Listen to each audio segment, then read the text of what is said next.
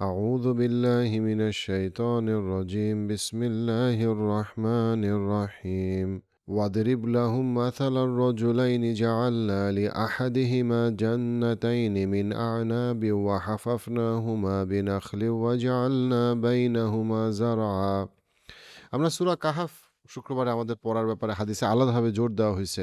কিন্তু সূরা কাহাফের ঘটনা আমরা খুবই কমই জানি। পার্টিকুলারলি সূরা কাহাফের সবচেয়ে কম আলোচিত যে ঘটনা সেটা হচ্ছে গিয়ে এই পার্টিকুলার ঘটনাটা যেটা আমি আজকে আলোচনা করতেছি এবং এটা আমাদের সময় পার্টিকুলারলি খুবই ইম্পর্টেন্ট। কারণ আমরা যখন শিরক বুঝি আমরা অনেক সময় শুধুমাত্র শিরক বলতে আমরা বুঝি মূর্তি পূজা, কবর পূজা। কিন্তু টাকা পয়সা পূজাও কি হইতে পারে? আপনি কি শিরক করতে পারেন কোনো অদৃশ্য বিষয়কে, ক্যাপিটালিজমকে অথবা কোনো একটা অদৃশ্য চাওয়া পাওয়াকে, কোনো একটা নারীকে অথবা কোনো পুরুষকে? হ্যাঁ, পারেন। এবং সেইটার প্রমাণ এই গল্পে আছে। এবং আমরা এখানে দেখাবো যে কেন এটা আমাদের সময় এটা এত ইম্পর্টেন্ট। যে আমাদের লাইফে আমরা অনেক কিছুকে এমন পর্যায়ে নিয়ে যাই যেটা আল্লাহ মাফ করুক শিরকের পর্যায়ে চলে যায়। কিন্তু আমরা সেটা জানিও না, আমরা খেয়ালও করি না। যে আল্লাহ আজ্জা ওয়া জালকে আমাদের যে গুরুত্ব দেওয়ার কথা সেই গুরুত্বটা আমরা দিয়েছি এমন কোনো একটা দৃশ্য বা অদৃশ্য বস্তুকে যেটার জন্য হয়তো কিয়ামতের মাঠে আল্লাহ আমাদেরকে মুশরিকদের সাথে দাঁড়া করাবে। কিন্তু আমরা মনে করি আমরা মুসলমান। চলেন গল্পটা শুনি। আল্লাহ ১ম এ বলছেন ৩২ নম্বর আয়াতে এবং উদাহরণ দিন তাদেরকে। উদাহরণ কি? ২ মানুষের গল্প, ২ ভদ্রলোকের গল্প, ২ লোকের গল্প, ২ যুবকের গল্প। সেটা হচ্ছে কি তাদের মধ্যে একজনকে চমৎকার কিছু বিষয় দেওয়া হয়েছে। সেটা কি? তাকে ২ টা আঙ্গুরের বাগান দেওয়া হয়েছে এবং তার মধ্যে আবার কি করা হয়েছে? আঙ্গুরের বাগানের পাশাপাশি আঙ্গুরের বাগানকে পরিবেষ্টিত করা হয়েছে খেজুরের গাছ দিয়ে এবং এর মাঝখান দিয়ে নদী প্রবাহিত হয়েছে। ৩২ নম্বর আয়াতে আল্লাহ বলতেছেন ২ ব্যক্তির গল্প, ২ যুবকের গল্প। এর মধ্যে একজনকে আল্লাহ কি দিয়েছেন? ২ টা আঙ্গুরের বাগান। আবার ওই আঙ্গুরের বাগানকে চারদিক দিয়ে ঘিরে রাখছে খেজুরের গাছ এবং তার মাঝখানে ২ বাগানের মাঝখানে আবার শস্য ক্ষেত। আমাদের প্রথম স্পন্সর স্কাই বাই বিডি, যাদের মাধ্যমে আপনি চায়না থেকে যে কোনো প্রোডাক্ট আনতে পারছেন। অলরেডি ২ লক্ষর বেশি উদ্যোক্তা তাদের সাথে ব্যবসা করে উপকৃত হচ্ছে। তাদের ওয়েবসাইটে আরো ডিটেইলস আছে। কিলতাল জান্নাতাইনি আতাত উকুলাহা ওয়ালাম তাযলিম মিনহু শাইআ ওয়া ফাজ্জারনা খিলালাহুমা নাহারা। উভয় বাগানই, ২ টা বাগানই ফল দান করত। মানে উর্বর জমিতে ফল দিচ্ছে এরকম বাগান। তাদের এর মধ্যে কোনো ত্রুটি ছিল না, মানে এর মধ্যে কোনো ডিফেক্ট ছিল না বাগানগুলোর মধ্যে। আর আমরা এই ২ এর মাঝখানে ফাঁকে, ফাঁকে আবার আমি নদী প্রবাহিত করে দিছি। অর্থাৎ এখানে এমন একটা সিনারিও তৈরি করা হয়েছে যেখানে দেখানো হচ্ছে যে পৃথিবীর ইতিহাসে একটা মানুষের সবচেয়ে সবচেয়ে বিলাসী বা তার যে অনেক সম্পদ আছে তার সবচেয়ে দৃশ্যমান যে বিষয়টা ছিল সেটা হচ্ছে আঙুরের বাগান এবং সেই আঙুরের বাগান আবার ২ টা, ওইটা আবার খেজুরের গাছ দিয়ে পরিবেষ্টিত। পিকচারটা এরকম যে একটা বিশাল একটা সম্পদ যেটা দেখা যাচ্ছে দৃশ্যমান একটা বিশাল সম্পদ, সেই সম্পদটা যে তার আছে এবং আল্লাহ যে তাকে এত নেয়ামত দিচ্ছেন এটা বোঝানো হয়েছে। আমাদের সময় এটার কম্পারিজন হইতে পারে কোন একটা মানুষ যার হয়তো বা ১০০ কোটি টাকার একটা ভিলা আছে, যার একটা সিংহাসন আছে এবং যেটার দিকে সবাই তাকায় বলে ওয়াও কত সুন্দর। এরকম যে এটা রিজিক দিতেছে আবার এটা তো সুন্দর এবং এটা প্রকৃতির সাথে তো মিশে আছে, এটা আবার পারফেক্ট। এমন একটা বাগান যেটা দেখলে মনে হচ্ছে এটা চলতেই থাকবে, কারণ এখানে পানি আছে, শস্য ক্ষেত আছে, জমি উর্বর, আঙুর দিচ্ছে, কোনো ত্রুটি নাই। আজকের ভিডিও পাওয়ার্ড বাই আম্রপালি, আপনার ইফতারের সাথী। ৩৪ নম্বর আয়াত। ওয়াকানা লাহু সামারুন ফাকালা লিসাহিবিহি ওয়া হুয়া ইউহাবিরুহু আনা আকসারু মিনকা মালাও ওয়া আ'আজ্জু নাফারা। এবং প্রচুর ফল সম্পদ তার ছিল, তাকে দেওয়া হয়েছে এখান থেকে প্রচুর ফল, প্রচুর সম্পদ, জমির দাম বাড়তেছে, ফলের দাম বাড়তেছে, প্রচুর। বন্ধুর মধ্যে কথা হচ্ছে, কথা প্রসঙ্গে সে বলল তার বন্ধুকে, ধন সম্পদে আমি তোমার থেকে অনেক বেশি, মানে আমার অনেক বেশি টাকা পয়সা ধন সম্পদ তুমি তো দেখতেই পাইতেছো আছে এবং মানুষজনও মানে জনসমর্থন মানে দলবল লোকজনও তোমার চেয়ে আমার অনেক বেশি শক্তিশালী। মানে সে তার বন্ধুকে কথায় কথায় বলতেছে যে দেখো আমার টাকা পয়সা তোমার থেকে অনেক বেশি, সম্পদও অনেক বেশি এবং আমার লোকজনও অনেক বেশি, মানে আমার ম্যান পাওয়ারও অনেক বেশি। ৩৫ নম্বর আয়াত। ওয়াদাখালা জান্নাতাহু ওয়া হুয়া যালিমুল লিনাফসিহি ক্বালা মা আযুন্নু আন তাবিদা হাযিহি আবাদা। সে তার বাগানে যাচ্ছে এবং সে জুলুম করতেছে। খেয়াল করেন কোরআনের আয়াতটা, সে বাগানে যাইতেছে এবং সে জুলুম করতেছে, কিন্তু জুলুমটা কিন্তু এখানে বলা হচ্ছে না। এবং সে বলতেছে যে আমার মনে হয় এগুলা কখনো ধ্বংস হবে না, এই যে সম্পদ, জনবল, ফল ফলাদি এগুলা কখনো ধ্বংস হবে না। আমাদেরকে একটা জিনিস মাথায় রাখতে হবে, ওই যুগে মানুষের কিন্তু টাকা পয়সা ওই স্টকে থাকতো না। বা ধরেন মানুষ জমি কিনে ফেলে রাখতো না। আপনার যে বিশাল একটা উর্বর জমি আছে, যেখানে এত সুন্দর গাছপালা আছে, এত ফল-ফলাদি হয়, এইটাই ছিল আপনার রিজিকের সিম্বল। এটাই ছিল আপনার ধন সম্পদের সিম্বল। উনি বলতেছে আমাদের যেমন বিলিয়নিয়াররা বলে, "ও আমার তো এত কোটি টাকার স্টক আছে বা আমার এত বিলিয়ন ডলারের স্টক আছে।" অথবা অমুক বিলিয়নিয়ারের ভ্যালুয়েশন হচ্ছে গিয়ে $10 বিলিয়ন। তখন কিন্তু ব্যাপারটা ছিল এরকম বাগান দিয়ে। এবং কোরআন এখানে বলে দিচ্ছে সে জুলুম করলো। কিন্তু জুলুমটা আমরা একটু পরে বুঝতে পারবো। এবং তার কাছে মনে হচ্ছে, সে বলতেছে তার বন্ধুকে, "আমার মনে হয় এটা কখনো শেষ হবে না, ধ্বংস হবে না।" ওয়ামা আযুন্নু السَّاعَةَ قَائِمَةً وَلَئِن رُّدِدتُّ إِلَىٰ رَبِّي لَأَجِدَنَّ خَيْرًا مِنْهَا مُنقَلَبًا। এবং আমি মনে করি না, সে বলছে আরো, যে কিয়ামত আসলে হবে। আমার মনে হয় না যে কিয়ামত হবে। আর যদি আমাকে রবের কাছে ফিরায়ও নেওয়া হয়, যদি আমাকে আল্লাহর কাছে আসলে যাইতেও হয়, রবের কাছে যাইতেও হয়, তাহলেও আমি নিশ্চিত যে আমি এর থেকে আরো ভালো কোথাও থাকবো। আরো ভালো কিছু হবে। মানে এখানে আমি এত ভালো আছি, নিশ্চয়ই আল্লাহ আমাকে, আমার রব আমাকে আরো ভালো রাখবে। 37 নম্বর আয়াত। قال له صاحبه وهو يحاوره أكفرت بالذي خلقك من تراب ثم من نطفة ثم سواك رجلا।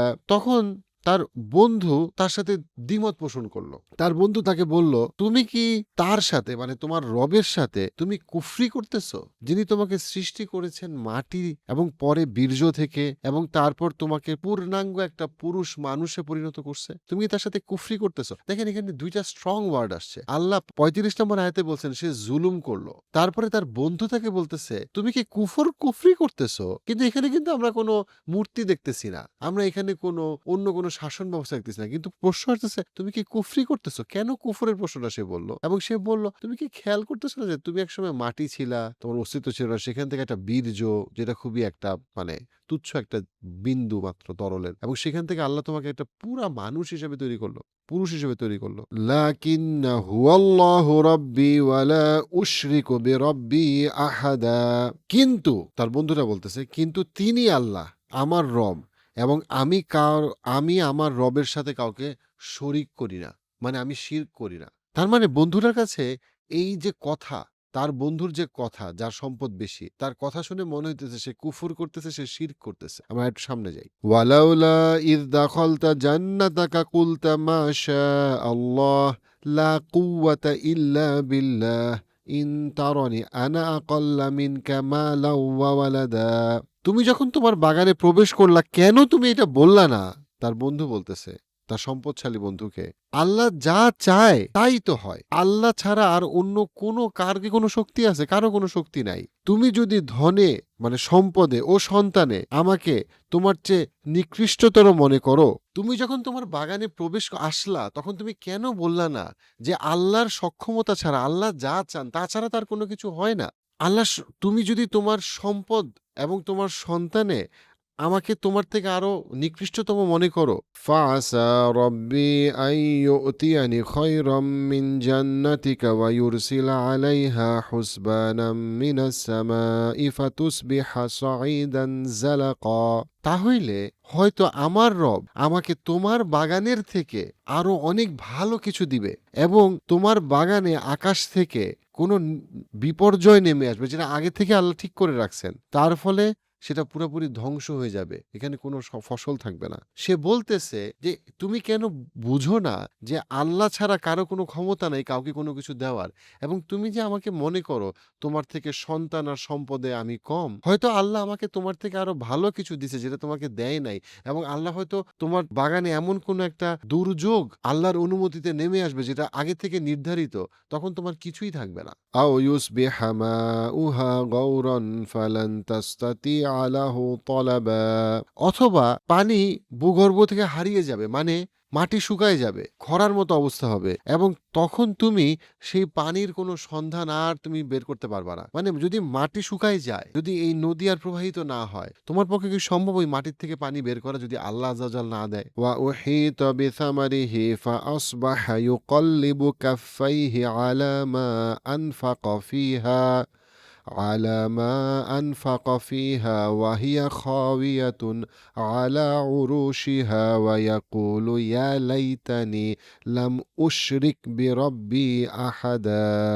এবং তার ফল সম্পদ বিপর্যয়ে পড়ে গেল, এবং সে তাতে যা কিছু খরচ করছিল, মানে যা কিছু সে ইনভেস্ট করছিল, তার জন্য সে হাতের তালু, মানে এরকম করে হাতের তালু মেরে সে আক্ষেপ করতে থাকলো। সে হতাশ হয়ে গেল যখন তার মাচা সহ ভূমিতে লুটিয়ে পড়ল, মানে তার সমস্ত সম্পদ যখন দুর্যোগে, প্রাকৃতিক দুর্যোগে যখন সেটা ভেঙে পড়ল, তখন সে মাথায় হাত দিয়ে বিলাপ করতে থাকলো এবং সে বলতে থাকলো, ইস, হায়, যদি আমি আমার রবের সাথে কাউকে শরিক না করতাম। কিন্তু এখানে শরিকটা কি, এটাই আমরা শিখব। ওয়ালাম তাকুল্লাহু ফিআতুন ইয়ানসুরুনাহু মিন দুনিল্লাহি ওয়া মা কানা মুনতাসিরা। সে নিজেও নিজেকে সাহায্য করতে পারল না এবং অন্য কোনো লোকও তাকে সাহায্য করতে পারল না। তাকে সাহায্য করার আল্লাহ ছাড়া কেউ ছিল না। হুনালিকাল ওয়ালায়াতু লিল্লাহিল হক হুয়া খায়রুন সাওয়াবা ওয়া খায়রুন উকবা। কর্তৃত্ব শুধুমাত্র আল্লাহর, যিনি সত্য, তিনি পুরস্কার দেন এবং পরিণাম নির্ধারণে তিনি শ্রেষ্ঠ। Final consequence, final outcome, final result উনি নির্ধারণ করেন এবং সেই নির্ধারণে উনি শ্রেষ্ঠ। এই 12 থেকে 44 নাম্বার আয়াত, এই হচ্ছে গিয়ে এই গল্পটা, মাত্র 12 আয়াতের। কিন্তু যেই লেসনটা এখানে এত ইম্পর্টেন্ট সেটা হচ্ছে, দেখেন কোরআনে প্রথমে বলা হয়েছে যে 35 নাম্বার আয়াতে, যে সে যখন বাগানে প্রবেশ করলো সে জুলুম করলো। খেয়াল করেন জুলুমটা কি। তারপরে আবারও বলা হইতেছে, তার বন্ধু তাকে বলল যে তুমি কুফর করতেছো কেন তোমার রবের সাথে।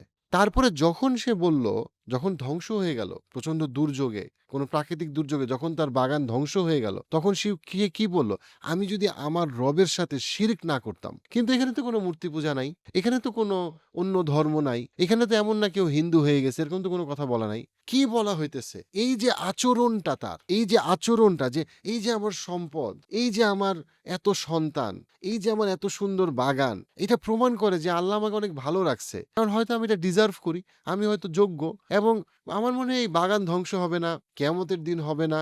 আর যদি কিয়ামতের দিন হয়ও, আমাকে যদি আল্লাহর সামনে দাঁড়াইতে হয়, অবশ্যই আল্লাহ এইখানে আমার যোগ্যতার জন্য আমাকে এরকম রাখছে, ইনশাআল্লাহ আমাকে আরো ভালো রাখবে। এই যে মানসিকতাটা, এই মানসিকতাটাকে আল্লাহ এত অপছন্দ করেন যে তার মুমিন বন্ধুরা তাকে বলছে, তুমি কেন আল্লাহকে ভয় করতেছো না? আল্লাহ ছাড়া তোমার কে সাহায্য করার আছে? তুমি সম্পদের জন্য কেন আমাকে ছোট করতেছো? তুমি যে মনে করতেছো আমার সম্পদ কম, আমার কম সম্পদ আল্লাহ আমাকে দিছে, তোমার বেশি সম্পদ আল্লাহ তোমাকে দিছে।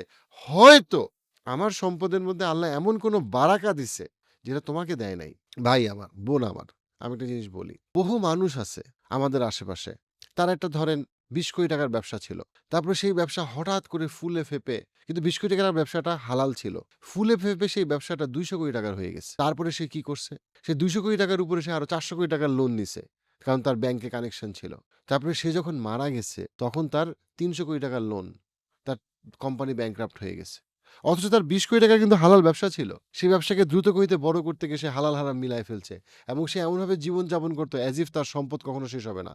এবং আমাদের এই গল্পটা টাইমলেস। দেখেন এখানে কোনো 2 বন্ধুর নাম বলা হয় নাই, এলাকার নাম দেওয়া হয় নাই। অর্থাৎ এই গল্পটাকে আল্লাহ টাইমলেস বানাইছেন। কেন আল্লাহ গল্পটাকে টাইমলেস বানাইলেন? কারণ এই গল্পটা কখনো শেষ হবে না। এটা একটা প্যাটার্ন। এই প্যাটার্নটা আমাদের সমাজে আছে। এখন প্রশ্ন হইল, এই 2 বন্ধুর মধ্যে আমরা কোন বন্ধুর মতো আচরণ করি? আমাদের আচরণটা থাকে এরকম যে আমরা যখন কারো অনেক সম্পদ দেখি, তখন আমরা হালাল হারাম না চিন্তা করে আমরা তার মতো হইতে চাই। আমরা তার উপরে হিংসা করি, আবার তার মতো হইতে চাই। আমরা একদিকে হিংসা করি তার পতন হোক, আরেকদিকে আমরা তার মতো হওয়ার জন্য আমরা চিন্তা করি, আমাদের মধ্যে কাজ করে। তাই না কি? একজন ঘুষ খেয়ে হয়তো অনেক সম্পদ বানাইছে, কিন্তু তারপরে আমরা চাই যদি আমি তার মতো হইতে পারতাম। আমার দেশেরই কোনো সন্তান হয়তোবা আপনার বিদেশে আমেরিকাতে কোনো একটা এমন একটা যুদ্ধের কোম্পানিতে চাকরি করতেছে বা কাজ করতেছে, যে যুদ্ধের কোম্পানির কাজই হইল গিয়ে গত 30 বছর ধরে যত মুসলিম মেজরিটি কান্ট্রিতে অ্যাটাক করা হয়েছে প্রত্যেক সাথে ওই যুদ্ধের কোম্পানি ছিল। তারপরেও আপনার আমি খুবই গর্বিত। কেন গর্বিত? আমার ছেলেটা এত বড় চাকরি করে, এত বড় বেতন পায়। হ্যাঁ, উন্নত দেশে আছে। কিন্তু সে যদি মারা যায় এবং সবাই মারা যাবে, তখন আল্লাহর সামনে সে কি বলবে? তার কাজের রেজাল্টটা কি? এবং দেখেন তার যে মুমিন বন্ধুরা, সে কিন্তু তাকে বলছে যে আমার সম্পদ অল্প, কিন্তু আমাকে হয়তো এমন উত্তম কিছু দেওয়া হয়েছে যেটা তোমাকে দেওয়া হয় নাই। খেয়াল করেন। এবং সেটা উনি কি বুঝাইছে? সেটা হচ্ছে বারাকা, সেটা হচ্ছে প্রোটেকশন। যেই সম্পদ আপনাকে আল্লাহর পথ থেকে সরায় নেয়, সেই সম্পদের থেকে বড় গজব আর কি আছে? আর যে অল্প সম্পদ আপনাকে হেদায়েতের পথে রাখে, তার থেকে বরকতময় আর কি আছে? তার থেকে বেশি বরকতের আর কি আছে? চিন্তা করেন জিনিসটা। আমাদের সময় চিন্তাটা হলো কত তাড়াতাড়ি কত সম্পদ, কত বাগান, কত সার্টিফিকেট, কত আপনার ফ্ল্যাট, গাড়ি যেকোনোভাবে আছে। যত বেশি যা কিছু দিয়ে আমি আমার যে পার্থিব টাকার নেশা সেইটাকে আমি ছেড়ে তাকাইতে পারি। ১০ টা প্যাসিভ ইনকাম, ৫ টা বিজনেস যত কিছু করা যায়। উদ্দেশ্যটা কি? কারণ এগুলা দিয়ে আমি মনে করি ওহ! ভালো আছি। ও পারছি। আরে ভাই পারছেন, জিতছেন ভাই। জিতছেন ভাই, আপনি জিতছেন ভাই। কেন জিতছেন? ওই যে আঙ্গুরের বাগান, তার জায়গায় হয়তো এখন ৳১০,০০,০০,০০০ স্টক। তার ছিল হচ্ছে খেজুরের গাছ আর নিচে নদী। আপনার হয়তোবা আছে ২ টা ৩ টা গাড়ি আর হয়তোবা ২ বিঘা জমি। এই তো পার্থক্য, জিনিস তো সেইমই। আইডিয়াটা তো সেইমই। কিন্তু এগুলোর জন্য আপনি মনে করেছেন, ও আমি তো মাসে ভাড়াই তুলি ৳৩০,০০,০০০। আরে কত ভালো আছি। হ্যাঁ, মানে হ্যাঁ, আল্লাহ ভালো রাখছে। মানে আল্লাহ ভালো রাখছে ইন দ্য সেন্স দ্যাট আমি চেষ্টা করছি বা ভালো কিছু করছি বলেই তো আল্লাহ ভালো রাখছে। এই মানসিকতাটাকে শিরক বলা হচ্ছে। এই মানসিকতাটাকে এখানে কুফরের সাথে তুলনা করা হইছে।